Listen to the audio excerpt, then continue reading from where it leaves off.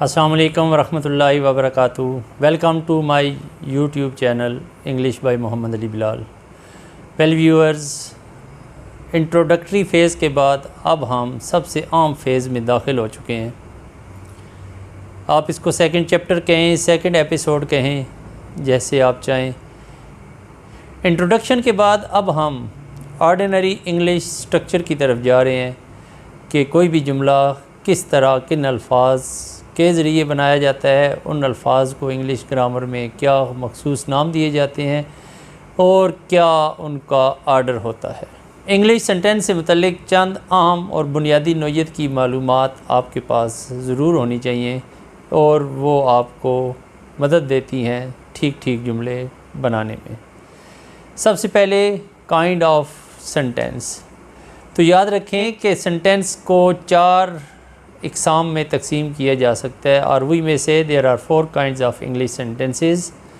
Number 1 positive, जिन्हें उर्दू में आप मुस्बत जुमले कहते हैं। ऐसे जुमलों में किसी काम का करना या होना ज़ाहिर किया जाता है। Then number 2 negative sentences, Urdu में इन्हें मनफी जुमले कहेंगे और इनके अंदर काम के ना करने को बयान किया जाता है। मुस्बत जुमले, वो स्कूल गया, उसने खाना खाया, बारिश हुई। जबकि मनफी जुमले, वो स्कूल नहीं गया, बारिश नहीं हुई, उसने खाना नहीं खाया। नेगेटिव का जुमला इंग्लिश में लफ्ज़ NOT से ज़ाहिर किया जाता है, उसके इस्तेमाल से जुमला नेगेटिव बन जाता है और उर्दू में लफ्ज़ ना या नहीं का इस्तेमाल किया जाता है। तीसरे नंबर पे इंट्रोगेटिव या सवालिया जुमले आते हैं। सवालिया जुमले में किसी काम के करने के बारे में सवाल किया जाता है। और चौथी किस्म नेगेटिव इंट्रोगेटिव, जिसमें काम ना करने के बारे में सवाल किया जाता है। इंट्रोगेटिव का जुमला उर्दू में सवालिया जुमला कहलाता है और उसके लिए आप लफ्ज़ क्या इस्तेमाल करते हैं या काफ से शुरू होने वाले कुछ अल्फाज, जैसे ये सवालिया अल्फाज कहलाते हैं, जैसे कब, कहाँ, कैसे, क्यों, किसने, किसके लिए, कब वगैरह। इंग्लिश में ऐसे सवालिया अल्फाज के लिए WH वर्ड्स की टर्मिनोलॉजी इस्तेमाल की जाती है, यानी उन अल्फाज में WH मौजूद होता है। What, when, why, where, whom, which, how वगैरह का इस्तेमाल जुमले को सवालिया बना देता है।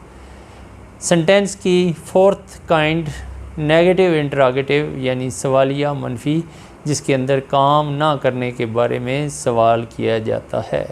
जैसे क्या आज बारिश नहीं हुई, क्या आपने खाना नहीं खाया, क्या बच्चों ने शोर नहीं बचाया, क्या अमीर आदमी ने गरीब की मदद नहीं की। इन 4 काइंड्स को आप एक और अंदाज से भी ले सकते हैं और आप कह सकते हैं कि सेंटेंस पॉजिटिव होते हैं या नॉन पॉजिटिव होते हैं।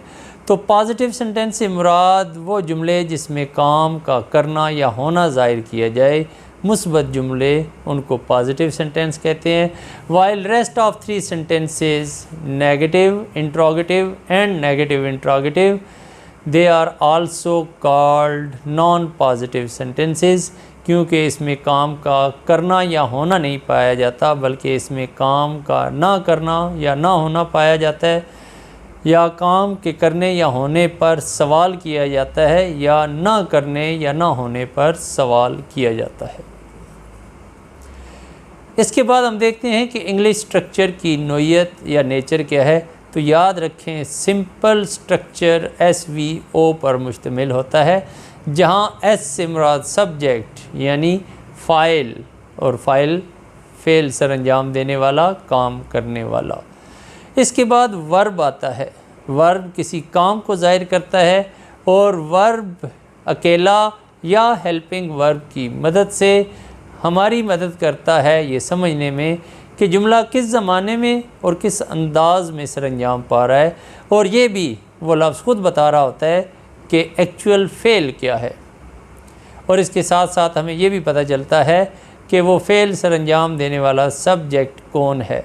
सब्जेक्ट कौन है से मुराद वो फर्स्ट पर्सन है, सेकंड पर्सन है या थर्ड पर्सन है, और इसके साथ वो सिंगुलर है या प्लूरल है। इंग्लिश स्ट्रक्चर की डायरेक्शन हमेशा लेफ़्ट टू राइट चलती है। इसके बरक्स उर्दू का स्ट्रक्चर हमेशा राइट टू लेफ़्ट चलता है। इंग्लिश में सब्जेक्ट, वर्ब और ऑब्जेक्ट की पोजीशन या ऑर्डर SVO कहलाता है, यानी सबसे पहले सब्जेक्ट, फिर वर्ब और फिर ऑब्जेक्ट। लेकिन उर्दू में जहाँ हमारी समत या डायरेक्शन राइट टू लेफ़्ट होती है, वहीं इन अल्फाज का ऑर्डर भी मुख्तलिफ होता है। इंग्लिश की तरह उर्दू में भी जुमले का आगाज़ सब्जेक्ट से होता है, लेकिन दूसरे नंबर पर इंग्लिश स्ट्रक्चर में वर्ब आता है, जबकि उर्दू के जुमले में ऑब्जेक्ट का ऑर्डर आता है। इंग्लिश के जुमले में तीसरा लफ्ज़ ऑब्जेक्ट होता है, जबकि ये उर्दू में दूसरे नंबर पे आता है, और उर्दू के जुमले में आखिरी लफ्ज़ जो होता है वो वर्ब होता है, बशर्ते कि ये जुमला सिर्फ सब्जेक्ट, वर्ब, ऑब्जेक्ट पर मुश्तमिल है। नेक्स्ट फेज़ में इंग्लिश स्ट्रक्चर के जुमले को हम इस तरह देख सकते हैं कि जहाँ वर्ब की कोई हालत अकेली काफ़ी ना हो, यानी सब्जेक्ट के बाद सिंपल वर्ब की फ़र्स्ट फॉर्म, सेकंड या थर्ड फॉर्म काफ़ी ना हो, तो फिर वर्ब की मदद के लिए हम इमदादी फ़ेल यानी हेल्पिंग वर्ब का इस्तेमाल करते हैं। ऐसी सूरत में इंग्लिश सेंटेंस का structure subject plus helping verb plus object बन जाता है।